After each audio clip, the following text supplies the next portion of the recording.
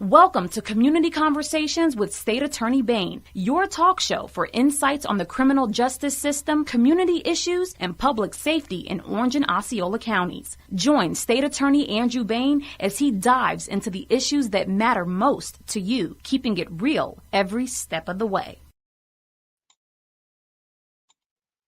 All right, good afternoon, everyone out there on 98.5, The Wire, on social media, and everyone here in the Ninth Circuit. Welcome to the show. And this is State Attorney Andrew Bain. We are on Community Conversations, and we're going to dive into one of the most important issues that we are dealing with here in our community that you may not even know about. So we're going to talk a little bit about human trafficking on this episode, and we're going to talk a little bit about kind of what we're doing on the law enforcement side, what are we doing to support survivors and victims of human trafficking, and kind of have a bigger look at what is going on with the whole issue as a whole. So we're going to have a great time. We're going to talk to some people, and we're going to really get at it when it comes to giving you the information about human trafficking and the things that are going on in the Ninth Circuit.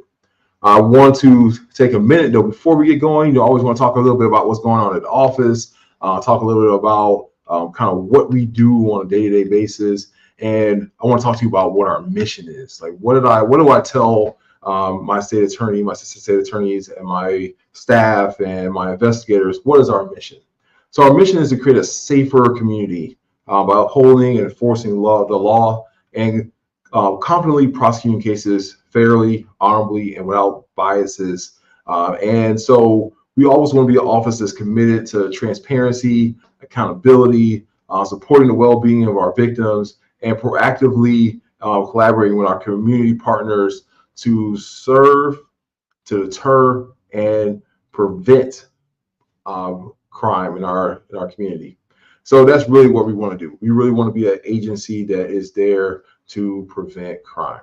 So I'm super excited to be here to talk about that and talk to you about how does that really work? What does that really mean?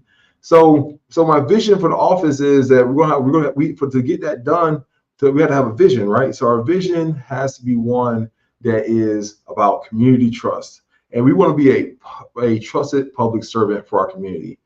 They want to be able to trust us that we're going to be able to handle the things that happen in our community. We're going to be able to handle the tragedies and the crime, and we're going to be able to provide our compassionate services to our victims. So we are all about doing that on every single day. It's really something that's about how we get our job done on a regular basis. And so I want to build that idea that we have on certain foundations, right? We want to be, foundationally strong. And so our job is to seek justice, to uphold justice. So how do we do that? We have justice as a house, as a roof, and then we got to have pillars to reach those goals.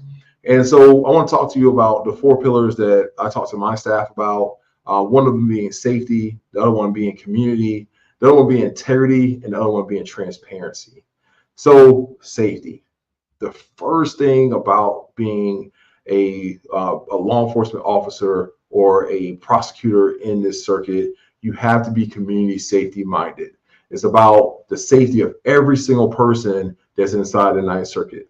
That's from Yeehaw Junction all the way to Popka, from the parks to Christmas and to Kenansville. So it's a huge area, but our job is to keep everybody safe and to build a situation and a community partnership that allows that to happen, which brings us to the second pillar, community.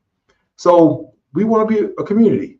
We want to be a community inside our office and outside our office. We want to partner with everyone that is in the fight with us to keep our community safe. That's by education. That's by providing jobs. That's by providing opportunities, providing trauma therapy, anything that we can have that our community has to offer that can help us on our front is going to be the best we can do. But we want to reflect that inside our office. So we want to be community minded in our office. We want to be an office that is, we want to, celebrate each other. We want to celebrate the good things that are happening in our office. And we also want to be there for our office internally for when things don't go as good and when we have tragedies, either professionally or personally. And so we want to build that strong foundation inside of our office. And we have to have integrity while doing it. We have to be someone that the community can trust. All right. And that also means we have to be professionals.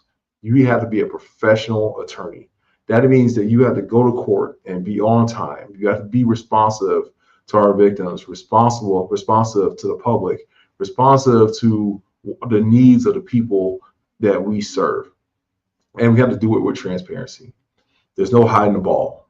We are who we are. We are here to do the job of protecting our community. And it is something that I take very seriously. It's something that I want to always be as clear, as transparent about what we do every single day. So I'm super excited about the opportunities to make that happen. And so let's jump into this thing about human trafficking, man. This human trafficking is a really big issue. It's something that comes up every single day in our office. It comes up when I'm out in the community, and we got to talk about, what is human trafficking? What exactly does that mean? And it really boils down to a lot to the what we call, the force of like acts of somebody else. So if you're acting on behalf of someone else, where you're being forced to do that, is part of the human trafficking problem that we encounter. So we want to be a partnership that really deals with that issue and really goes at it in a really serious way. So super excited to make that happen. Super excited to have that conversation with our community partners. And I want to bring on one of my teammates, we'll call it, in the fight against human trafficking. And we have something in our that a lot of people don't have. So we have something called the Metropolitan Bureau of Investigation, and it was something cooked up by one of our longest running state attorneys, Lost Lamar. And a lot of people know who State Attorney Lost Lamar is, and that he was also the sheriff of Orange County at one point, and he also then became the state attorney here for a long time. And one of his great I call him brainchilds was MBI. And I want to talk to a good teammate of mine and partner in our fight with human trafficking, Sergeant Goody. Good afternoon, sir. How are you? Good, sir. Hello, everyone. I'm Sergeant Goody with MBI. All right. So to talk to little people about MBI. What does that mean? Yep. Like State Attorney just mentioned, MBI was created back in 1978. As you know, local authorities only have jurisdiction in so much area. If you work for Orange County Sheriff's Office, you only have jurisdiction within the county. Same with Osceola County Sheriff's Office. All the local municipalities that fall within there, Kissimmee PD, Orlando Police Department, Winter Garden, you name the city that you live in, they only have jurisdiction and they only have power within their jurisdiction. So MBI was formed back then because, as you all are aware, bad guys don't have to follow by those same jurisdictional guidelines that we do. So MBI was formed with a lot of creative minds at the time that really put some thought into it and realized that if we could start a task force here in Central Florida where all the local municipalities and all the local sheriff's offices can get together and create this task force to give the ability to go outside of their home jurisdiction to investigate these types of crimes. It would give them more leeway and more ability to make the community safer. And that's what was created back in 1978. It's still going on all the way to this day. So it's one of the longest running task force in the country. And so, but you guys don't investigate everything, right? So you have a limited scope. So what is that limited scope that you guys investigate? Correct. There's two sides of the house. One side of the house is the narcotic side. They investigate everything from mid-range to high-level narcotic organizations. Our side of the house is mainly focused on the human trafficking. So I'm a supervisor on the human trafficking unit. All right. And so talk to the people about, what exactly are you looking for when you talk about human trafficking? What does human trafficking mean? Is it like it is in the movies? Is it Taken? Is it one of these other human trafficking movies that we see sometimes? What exactly does it really look like on a day-to-day basis here locally? Yep. So it's really surprising. Every time I get a new case that we assign to an agent, all of them are very unique. None of them are exactly like the last one. But it's not a lot like the movies. The movies make, Hollywood always brings their glamour and stuff into it. It makes it look, a lot more appealing or a lot more exciting of a situation. But a lot of times these crimes are right in your face, right in your local community. A person that could be getting trafficked that's at the shopping center that you're shopping at that time, and they're right in front of you, and you have no idea what kind of lifestyle and what they're experiencing on a regular basis. So human trafficking kind of falls in a lot of different realms, but it's basically, I get surprised a lot of times when I talk to different people and they really don't understand human trafficking. When I was a brand new officer, I frankly didn't really understand it myself. So I can kind of understand why someone in the local community would not really understand it. It's something that's been going on for years and years and years, but it's something new that we're really starting to really push in the last few decades to really start combating. And locally here in Central Florida, I think we have one of the strongest task force, state attorney's office, and other non-governmental organizations that help out to help combat this. So, who's a victim of human trafficking? Like, is there a race? Is there a socioeconomic status? Is there a religion or something that ties this crime together that it mostly affects? Yeah, that's a great question. It's something that a lot of people bring up when I do presentations. This type of crime, it affects everyone, all ages, all genders, all races, you name it. We've had victims as young. I think the youngest one we've had, I think, was in recent time. I think is 12 years old, and we have people that are trafficked that are much older in their 50s or 60s that are still being trafficked. So it kind of all walks of life kind of get affected by this. But I mean, because you said like it's happening to so many people, so many of our neighbors. So how does that happen? Like, how is this crime so pervasive? That we could be standing right next to someone that could be a victim of human trafficking or a survivor of human trafficking and not even know. Right. So for the statute to be able to, for me to be able to put a case together, if it's an adult, I have to be able to prove that there's some type of force, fraud, or coercion that's taking place. So that means that this victim is being forced or coerced into either sex trafficking or in some cases labor trafficking cases. In a lot of our cases, we're finding a lot of coercion takes place. So a lot of these situations develop over time. This isn't somebody typically that's just getting a white van's pulling up and throwing somebody in a car and taking them away to be trafficked. A lot of these times, what traffickers do is they build a relationship with their victim, and that develops over different various times depending on the person, but they gain the trust of that individual until they have the full support of that individual, and that individual just believes everything that this trafficker is telling them, and they're willing to do anything for this person, whether it's because they're addicted to drugs, they're homeless, and they do not have any type of family structure that could help them get back on their feet. So they really manipulate these individuals to make them feel like they're the only person that can help them in life. And if they do what the trafficker is telling them to do, life will be better off for them. Okay. So, I mean, how do traffickers find these people? I mean, is it the internet? Is it, At the movie theater? Is it at church? I mean, where do these traffickers find these people that they turn into victims and start coercing them or grooming them? I think it's a term that we use a lot. Sure. Into becoming a human trafficking victim. You named a few of the places that they do occur. Those places, it's kind of everywhere. Local malls, shopping centers. A lot of times, what we find is a lot of our victims have already struggled with some type of drug problem, or they've already been in the criminal justice system, so they're already struggling with something. And these individuals sometimes will find them through the correctional facilities, youth homes,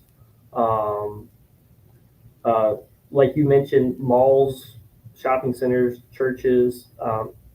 It's kind of a broad brand that different traffickers come from different walks of life themselves, so they kind of will find a person. Most traffickers are very, very smart people. I wouldn't consider most of the traffickers that we find to be dumb individuals. They know how to manipulate individuals. And a lot of the victims that we recover during our operations where we locate them, when we get to talking to them, a lot of them will say, if you would have gone back 5 years ago, I would have laughed at you if you would have said I would have been a victim of human trafficking, because it wouldn't happen to me. And that's what we always find, is a lot of them say this would never happen to me until they're in that situation. All right. So let's give the people a quick rundown of what it really looks like when somebody's being human trafficked, and we'll kind of more about when it gets to you, to your desk. So tell the people about how you all investigate these kind of cases and kind of what all goes into that process. Sure. Typically, I'll if we're not already working a specific individual, I'll get a phone call, whether that's from a local patrol officer that's on the side of the road with a victim. That happens quite often, that we get cases started just by good old-fashioned police work, and a patrol officer's out on the road and they see something that's just not right and they give us a phone call. Crime line is a huge one for us. Our community is constantly calling in tips to us, which is fantastic for us. They just give the basic information typically that kind of gets the ball rolling. The case can come lots of different ways, but those are kind of our main ways that we typically get some of our cases rolling. And what we will do from there is, if patrol is out with a possible victim of human trafficking, we will meet with that victim that night. It doesn't matter if it's banking hours, 9 to 5, or it's 2 o'clock in the morning. We always have somebody that's available and on call to go out to meet with that person. And something kind of unique to here in Central Florida is how we structured this task force is we have victim advocates that are embedded with our unit. So it's not just a police officer, a detective that's going out to talk to these individuals, but there's also a victim advocate who's not law enforcement, who understands our role and what we're trying to do, but they're also there to benefit the victim, get them the resources that they need. And that's kind of different that I don't see in a lot of different communities outside of here in Central Florida. And we found that that's a lot of we get a lot of success because of that relationship we have with the victim advocates. So I got to do my big plug for my office. We have one of the best victim advocates in the world that is with MBI. She is amazing. She is one of the most caring, kindest people, and dedicated to her victims that I've ever met in my entire life. And it's part of what makes our relationship so special, because she's actually part of my office, and we give her out to MBI to be there for our victims 24/7. Not from the time the case starts, even if the case doesn't get charged, go to trial, she's with those victims every step of the way, and she's amazing. So I had to give a big shout to her. Absolutely. And so I want to thank you, Sarge, for giving us some of that information and making sure that the people know that we have dedicated departments and officers that are there to help combat this issue here locally. And so super excited to make sure that that's going to occur going forward for our community. So thank you for coming on, and we'll talk to you later. Yes, sir. So the next thing we're going to do is we're going to bring on one of my good friends from the community. He's one of our community partners. You hear me talk a lot about community partnerships and how important those are to what we do in our office. And these are one of the community partners that's really been working hard with our office and to make this make a difference with this population of people that we have in our community. So we'll bring on Tomas. Hello, sir. Good to see you again. I know we just saw each other a few minutes ago, but yes. It's good to see you, my friend. You as well. Thank you. So, Tomas, you talk to people about United Abolitionists, and it gotta give a little backstory about the name and kind of where you've come to where we are now. Because we just had a little talk just now at lunch. Sure.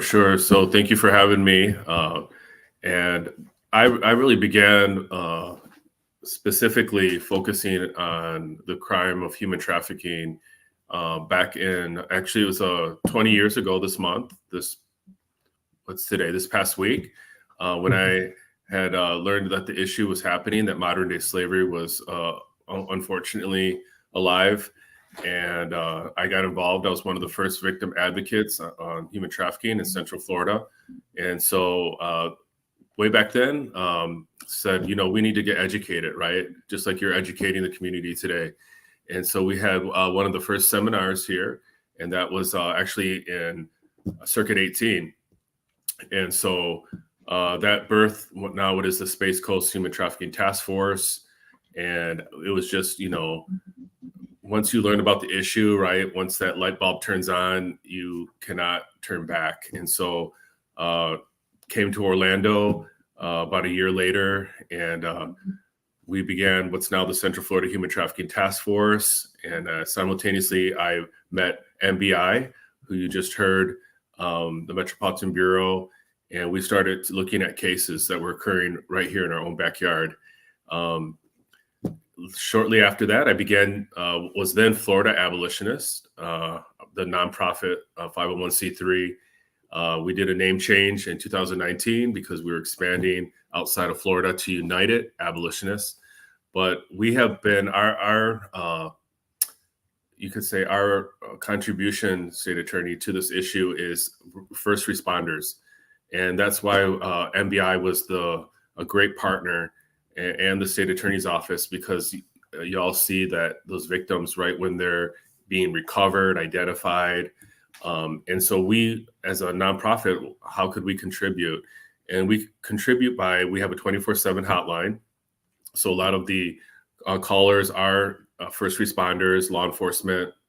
We started getting survivors about, 7-8 years ago, starting to call as well. And they may be at a hotel, they may be coming out of the jail,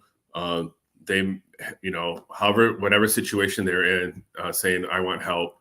And so we facilitate triage and care coordination for that victim to get, maybe to a safe house, detox, maybe connect with an attorney, maybe connect with law enforcement if they want to do a case and report what occurred.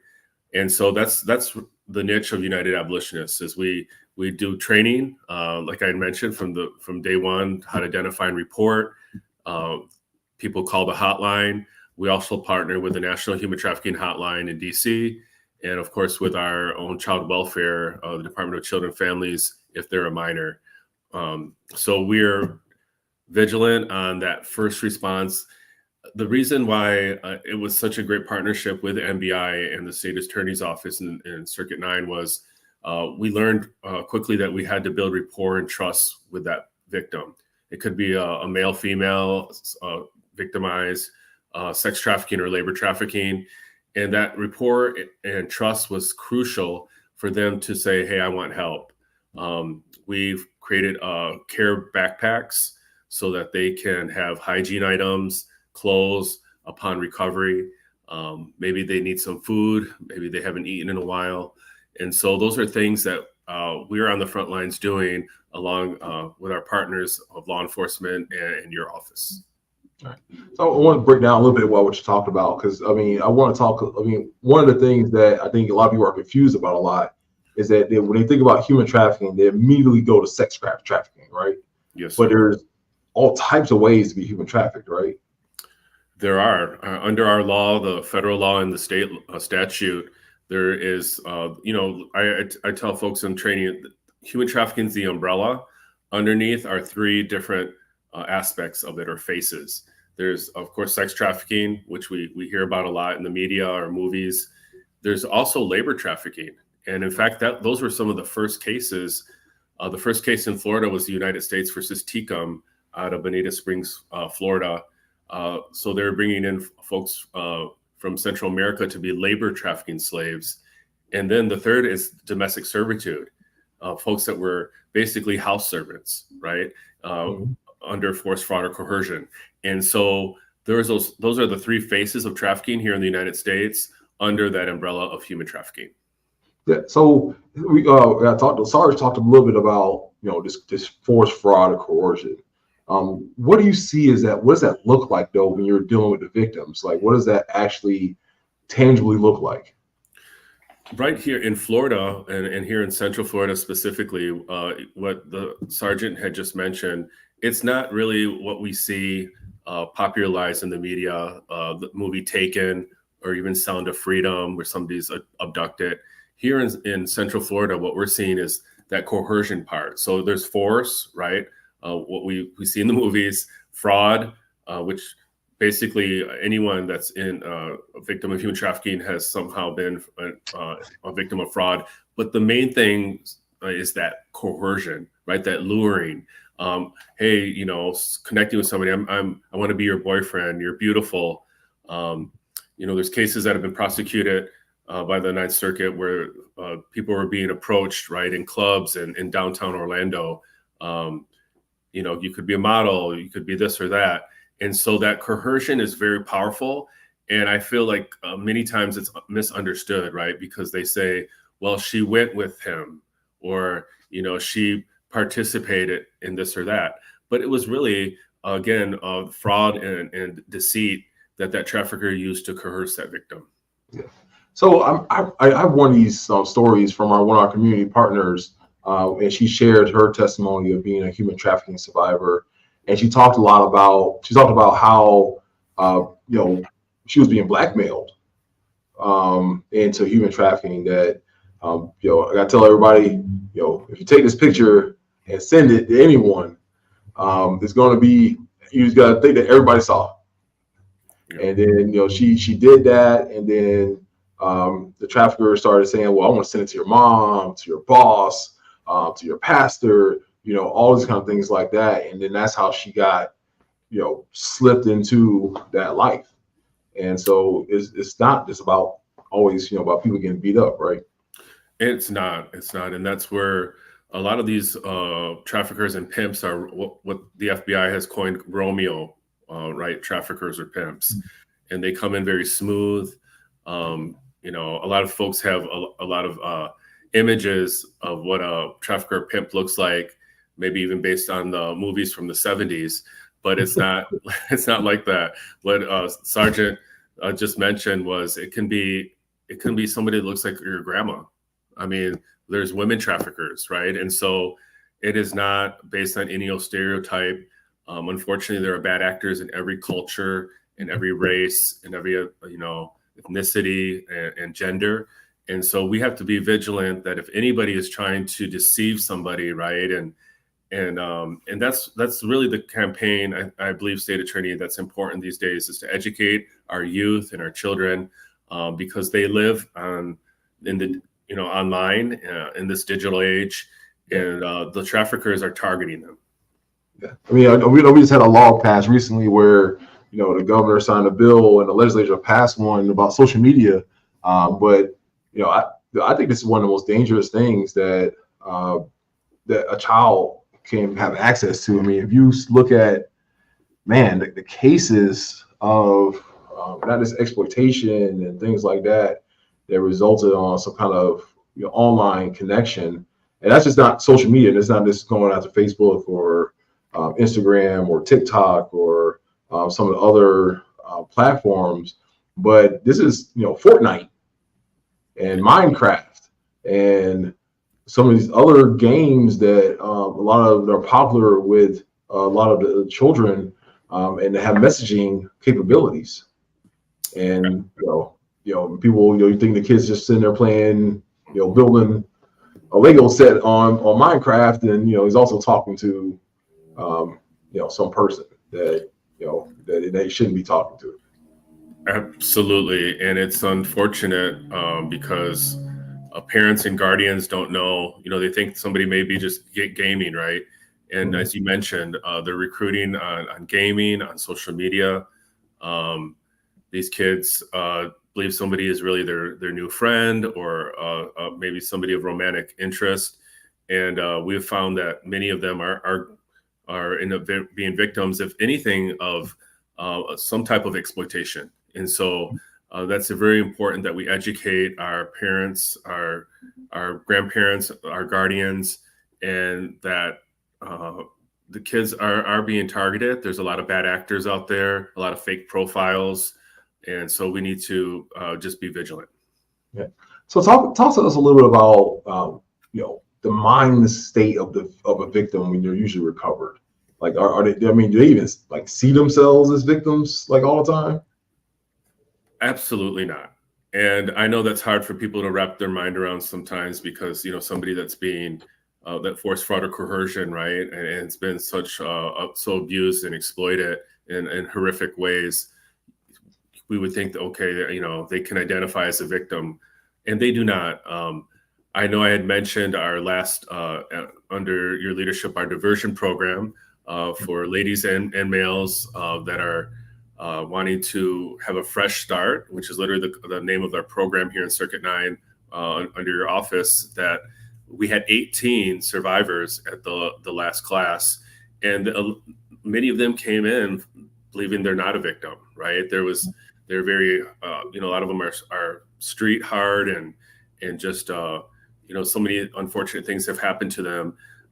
But throughout the day and throughout the program, I saw how they began to soften and recognize that they have been exploited, that was not, they didn't willfully sign up for what ended up happening to them. And it wasn't their fault, just because they believed somebody who led them, in deceit. That's not their fault. And so a lot of these victims believe that because they haven't been taken, right, or abducted, that they willfully participated in this crime. Yeah. I mean, I think we also were doing one of our last cases that we resolved when it comes to human trafficking, and it started as that. It was she was a prostitute. That was addicted to drugs, and she got approached by two people. It was like, hey, I know you're homeless. You're too beautiful to be out here on the trail, and let's we will take care of you. And it turned into to a horror show after that. Where it's like, well, you got to do 4 dates before you can eat. Yes, you got to sleep with 4 people or commit 4 sexual acts on someone for money before you're able to get food. Or they'll hold drugs over her head. It was, it's different. The first part of it was willful, but how it went further than that is always hard.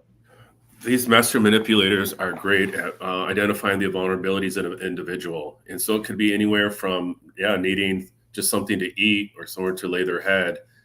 And it can be also just looking for love and acceptance. So that it ranges again. Trafficking does not have, is not exclusive, right? It can be someone that's homeless, and it can be also somebody from one of our more socioeconomic neighborhoods, because they're looking for love in all the wrong places. Yeah, so we see that a lot as well. I mean, is that we see victims that, like I try to say, there's nowhere you can't find a victim. I've had experience where I was actually doing some work with, and I started sharing about what we're doing, our diversion program that you talked about. We started sharing about that, and she, confessed to me that she was, a trafficking victim, and that she was a survivor. And I had been going to church with her for now almost 15 years, and then I never, she told me about all these other personal testimonies, but she never told me that. And it's something that still kind of keeps me going on this issue, because it's just, we don't know. We don't. And that's why that building that trust and rapport is so critical. And we call it being victim centered or in trauma informed in our field.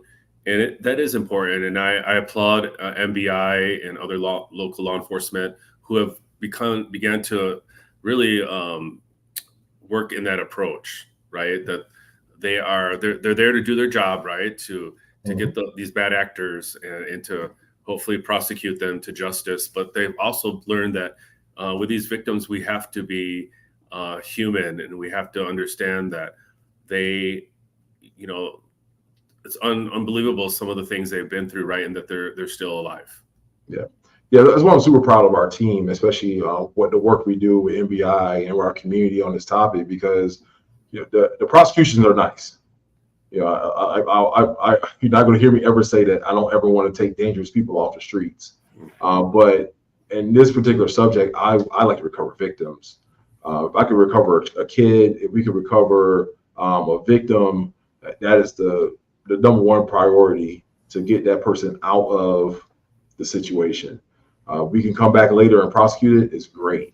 But, we really want to focus in on going in, especially when it comes to kids, going in, get the kids, that we had, cases where they're doing, sex work, commercial sex work for, from the ages of 12, 13, 14, 15 years old. And not just kids from our local jurisdiction, but we've had kids from other jurisdictions and countries and states. And so it's something that we want to make sure we're going in and grabbing those kids. And it's something that I love about being part of the task force, if you want to call it. And we really believe in our office about victim-centered prosecution. And that's kind of really one of the foundations of how we want to provide, again, you heard me talk about at the beginning of the show, those tools and one of those pillars, and providing the mission of, compassionately dealing with our victims. This is what we're talking about. Absolutely. And to me, it's not even, folks want to sometimes focus on what's the root, right, of the bad fruit here. And it's not either or, it's all. So we want, MBI and law enforcement to be successful, to get these bad actors, right, and get them off the streets, and your office as well, to prosecute successfully. But the victims, I think we're always going to have somebody with vulnerabilities, right? Unfortunately, in our world, that's broken and not perfect. There's going to be somebody going on the street, survival of the fittest. But, State Attorney, where I see the effort statewide, and I'm involved with a lot of statewide efforts, is really focusing in the next years on the buyer, on the demand. Yeah. Because if we took all the victims off the street today, there would be more tomorrow because of those vulnerabilities, right, in our society. If we took all the traffickers and pimps, somebody would fill those shoes, because as we know, the root of this is really greed and money, just like drug trafficking and other crimes. But what about the buyer? Is the buyer accountable, the one who's fueling the demand for human trafficking? Yeah, it's a full circle thing. It's about a lot of deeper discussions. We got to talk about the fabric of our society and morality of it on a lot of the levels. And so that's something that we're always going to be kind of juggling, especially when it comes to our criminal justice system. And so, it's like the buyers, whether it's buyers of drugs or sexual human trafficking, who's feeding this narrative, who's feeding the deal, and what we talked about at lunch, who's making all the money. And so there's always somebody making some money in a lot of these circumstances. And driving that down, because we now understand this multi-billion-dollar industry worldwide, and we still continue in the ninth in the city of Orlando and Orange County to be third in reports of human trafficking. So we do a good job about reporting it, but there's always more to be done. So I'm excited for the future, for our future together, and our continued work together to make sure that as far as the Ninth Circuit is concerned, that we're doing the most we can out of the situations we have. Indeed. Thank you, sir, for your leadership on this. All right. Appreciate you. Thank you. So next person up is a good friend of mine, Matt Murphy. He's an amazing story, and I'll let him tell you all the amazing things that he's done in his life and why this is such an important topic to him. But his foundation is called the Sentinel Foundation. They focus a lot more on international human trafficking. They're actually bringing some of those same tools like locally back home, but he has a lot of experience about what's going on around the world and what does that mean for the people here in the Ninth Circuit. So I'm gonna bring in the guy from the man cave, my good friend Matt Murphy, and can you just tell the people a little bit about the foundation, about who you are, and kind of why you are in this fight with us. Sounds great. Well, first of all, thank you for having me, State Attorney Bain. So my name is Matt Murphy. My background is from Special Forces and Intelligence. I was a Green Beret, and then I worked at the CIA for some years. And during that time, I got into this fight that I'm in now in one of the worst ways possible. My younger sister, Sarah, was taken on November 5th, 2019, and then from Memphis, Tennessee, and then her body was found in a river in North Mississippi on Christmas Eve, 2019. That is, I can't imagine, what that would be like to be my parents, just, in that situation, but going through that as her brother and having the background, the experience, and the access to information and intelligence that I have, and not being able to do anything about it stateside, decided to start a charity to help fight it and fix some of the problems that I saw. That charity is called Operation Lightshine. And there's a couple Operation Lightshine task forces in Florida right now, and they're expanding around the country. And that was to bring a solution that put agents on a task force, federal, state, and local, and then to get the resources to those agents that they need to fight this crime. Because just domestically, human trafficking probably gets about, and it's not even directly related to human trafficking, about $40 million a year in federal funding, only $40 million. And that goes to the ICACs and the international, the Crimes Against Children task forces. So what we're seeing now is that human trafficking is the second largest criminal enterprise in the world. It recently surpassed the illicit arms trade, and it's the fastest growing criminal enterprise in the world right now too. So and all those stats come from the International Organization of Migration, which monitors all global borders, and about 80% of human trafficking crosses those borders. So these are some pretty legitimate statistics. You see all kinds of nonsense out there from a lot of organizations because people are trying to get shock value and raise money. But it is true. There's an estimated about 28 million people in modern day slavery right now globally, and I can assure you that number is probably higher. So I saw that this domestically, there was a huge problem for this and a huge lack of resources and funding. Because all the law enforcement officers I've met that work in human trafficking and child exploitation, which is when children are targeted online, are some of the best people I've ever met. With some of the, can you imagine every day working in a job where you're having to work on cases of children being victimized, abused, raped, tortured, murdered? These law enforcement officers have the utmost respect for me. So what we do now as a foundation, I'm now the president of the Sentinel Foundation. I left Lightshine back in last summer because I wanted to get more on the strategic level of fighting human trafficking and push technology, software, and resources behind the fight. So I came over to the Sentinel Foundation, and my job was to hire the best of the best to come over to Sentinel and start pushing this fight. So we have what's considered to be the best hacker in the world, or at least white hat hacker in the world. That means he's a good guy. Ryan Montgomery on the team. He's our chief technology officer. And we have an amazing team of intel analysts. Our organization is full of Delta Force operators and Green Berets, and then also former federal investigators. So we hire people who are usually are retired or have a minimum of 10 years experience investigating trafficking and child exploitation cases to come over to be the investigative subject matter experts here. So what we do at Sentinel is try to combat human trafficking globally. And also now my job is to push that fight domestically. And it's a very difficult topic to discuss here because it's so dark. A lot of people, when they hear this, they hear the truth and they hear what happens. They either don't want to believe it or they just want to turn it off. Because if you allow this in your thoughts, it's even just to think about it for some people is too much. But I'm going to try not to go too graphic, but just the reality of the situation. You know, labor trafficking is the #1 form of human trafficking globally. And we combat that where we can. But what Sentinel Foundation really focuses on is the children who are being trafficked, because there's so many millions of people. And I just want people to understand this. There's so many millions of people being trafficked. The lack of resources, the lack of funding, the lack of expertise, the lack of help globally just allows it kind of to be the wild, wild west in a lot of countries and continents when it comes to human trafficking.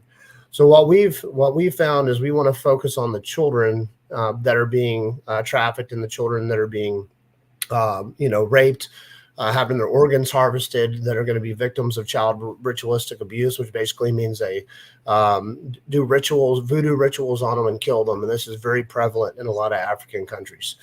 So we focus on Thailand, Uganda, Colombia, and a couple other South American countries. The reason for that is because those countries are willing to work with us. And this is what I want people to understand. It's very important. We're not cowboys. We don't just go into countries and without their permission, just rescue kids, hunt bad guys. All those things you see in the movies are just not true. We can only work in countries where law enforcement is willing to work with us. And then also too, what just as important as that, we have to make sure that country has the resources there to take care of who we rescue, right? Because a lot of times they'll end up right back into trafficking. In a lot of countries, one of the main ones we're dealing with right now, outside of the ones I mentioned, is Haiti. Haiti's destabilized. It's falling apart. We recently had a pretty large rescue of disabled orphans from there. But what we're seeing is a lot of these countries that have orphanages and other type of setups to take care of children, usually those are the #1 places the children are being trafficked from. So we have to, it's a very difficult job to validate the aftercare programs and make sure that the people that are going to take these kids that we rescue are legitimate, that they're doing the right thing, that they're not just going to turn right back around and do to the kid what was being done when we rescued them. Yeah. And poverty has a very big effect on human trafficking, because it's definitely a money-driven industry, sold to the people with, perverted sexual desire. So, we really recently dealt with that here locally because, again, I go to a small church in Kissimmee, but I feel like we're like a small world, like a small organism of everything that's happening in the world because we encountered that. We had a girl that had been human trafficked here from Guatemala. She was sex trafficked here, and her mom sold her because she couldn't feed her. So she, sold her, and I think so. And we recently found out she sold another one of her kids because there was not enough resources to feed them. So people just come to those countries and buy kids. And this particular gentleman brought her over on his daughter's passport. Pretending to be his daughter, and so that's how she got into the country. So it's we talk about poverty situation. That is one of those driving factors that people will do out of desperation. in some of these places where things aren't as great as they are here in the United States. Oh, and definitely. And State Attorney, that is one of the biggest issues now. And I'm going to try to be very careful on how I address this. But, America's always been the number one consumer of child sexual abuse material. Some people call it child pornography. I don't like that term. That kind of gives it a legal or acceptable connotation. But child sexual abuse material, we're the number one consumer in the world of that.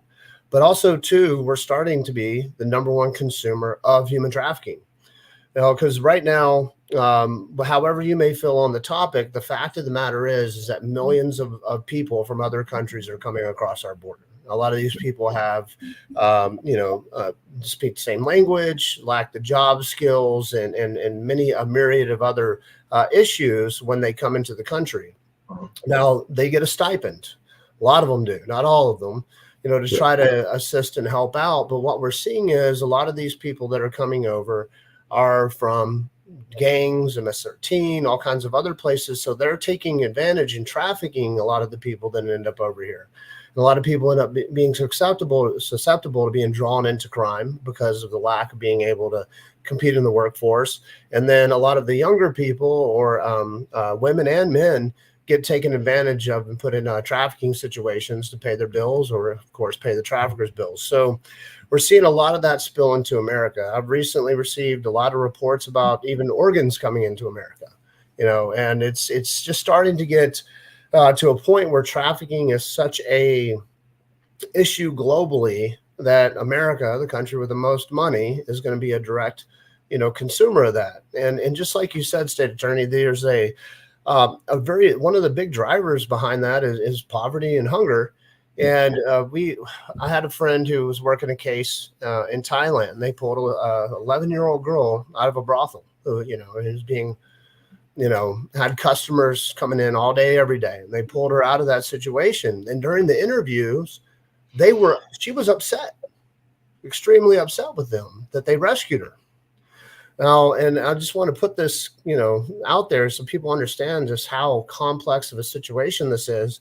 And she said that her mother had 10 kids and the traffickers take advantage of these poor families and they couldn't feed all the kids. The kids were starving. So the traffickers came by and said, hey, if you give us one of your kids to come work in the brothel, then we'll give you enough money for the other 9 to eat. So she volunteered to go at 11 years old to go be put in that situation and to sleep with men all day long so that her 9 siblings could eat. And now that they had rescued her, she was more worried about her 9 other siblings starving than what was happening to her. Right. So, all right, we got I got 2 more minutes with you. I know it's a big thing we'll talk about. I want you to talk a little bit about something I saw you guys post a little while ago about, because it's something that's going on social media that it makes me afraid. Move to this country, get a job, and how that's turned into a nightmare in a lot of cases. Yeah. So, there's a lot of these things they'll do, and it's been touched on earlier is, false promises, right? False promises will be given out in a lot of different ways, especially when it comes to work and different things. So a lot of people will come to this country for this dream job or a way to take care of it. And then once they get here, now they're trapped. They have no way to feed themselves, no way to take care of themselves. And the traffickers. But also, it does happen in reverse too. Like they're telling Americans to go over to these other countries and get this job. It's going to be so great, and there's no job waiting for you when you get there. It happens all over. It's probably one of the biggest ways that adults are trafficked is false promises and false jobs. And yes, it does go both ways. And we're starting to see, it used to traditionally not happen to Americans as much, but just given the current economy and situation, Americans are now starting to fall victim to this in other countries. So, if there is a way to commit a crime, unfortunately, what we've seen with human nature and people is that people will exploit that and take advantage of it. And desperation is one of the main things that these criminals they prey on it. So they'll send, the job, you show up, and the next thing you know, you're enslaved. You're in some type of servitude. They'll take your passport. You have no papers. No one believes you, and now you're trapped, and you're going to do whatever they say. And this also happens too, where a lot of people are fully aware of what's going to happen to them when they get to that country, but they don't have a choice, so they think, and they put themselves in that dynamic, give up the passport, and end up being, in some type of servitude or slavery, and whatever the organization that's holding them is going to do, whether it's labor or sex, brothel type work, they're stuck in it. Yeah. And it's really crazy. It's super unfortunate. And it's like one of the, like I said, I want to talk to you, we'll talk to people about what's going on here locally and kind of give them a bigger picture about what's going on around the world. So this is not just a local issue for everyone.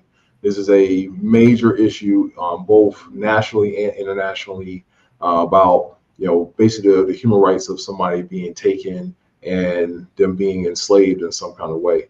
So I want to thank you, Mr. Matt Murphy. Thank you for coming and joining us here on Community Conversations. You have a great day. You too, Attorney Bain. Thank you. All right, so I want to close this out. Want to uplift us on a more positive note.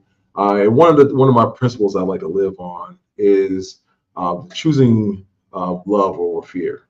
My dad told me a long time that a lot of people make choices in their lives based on something they're afraid of. They're afraid of some outcome. They're afraid of something bad that's going to happen, and are just paralyzed by that indecision and that decision to live in fear. But my thing is that if you could choose the thing you love, for me, I love God, I love my family, I love my community, and if my choice, whatever I'm choosing, is going to be in line with that love, then even if I'm afraid, even if I am apprehensive, even if I not sure what's going to happen next, like answering a phone call and saying yes to doing this job, even if I'm not sure what's going to happen, that I needed to go. I needed to not be afraid, because there are people that can use your talents, that can use your help, that can use everything that you have in you. And God can use you in so many wonderful ways that you can't even think about. And so it is one of the reasons why I do this job every day. It's because of the love I have for our community, the love I have for the people inside of our community. And it is something that is principal to who I am when coming out of where I live, where I grew up. And so actually next week, you're going to get a chance to learn a little bit about that. We're going to have a little fireside chat with myself and my beautiful wife, Dr. Andrea Bain, and Attorney Greg Jackson is going to moderate that discussion. And you'll learn a little bit more about me as a person, and about how I got here, and how improbable it really is to really have that opportunity, the opportunities that have been presented, the struggles that have occurred during that process, and the things that had to be sacrificed to get here, and learn a little bit about our background. A lot of people may know my daughters because they're more famous than I am. But before then, before all that started, how some kid that grew up in inner city Fort Lauderdale Lakes, and how did he get out of the situation that could have been hopeless, and decide to hope, and decide to dream, and decided to love everyone, to love what he did every single day. So that is what I want to bring to you all next week. I want to thank all my friends that came to join me today. Sergeant Gooding for NBI, Tomas Lernis from United Abolitionists, Matt Murphy from the Sentinel Foundation. They are a wealth of knowledge. And if you know somebody that needs help for human trafficking, the hotline is 888-888-HOPE-1. That again, 888-888-HOPE-1. And that is the local hotline that you can call to get the help that our victims need or the help that you may need. So love you all. Hope you all have a blessed day. See you next week. You've been listening to Community Conversations with State Attorney Bain. Join us again next Wednesday from 2 to 3 p.m. for another episode. You've been listening to Community Conversations with State Attorney Bain. Join us again next Wednesday from 2 to 3 p.m. for another episode.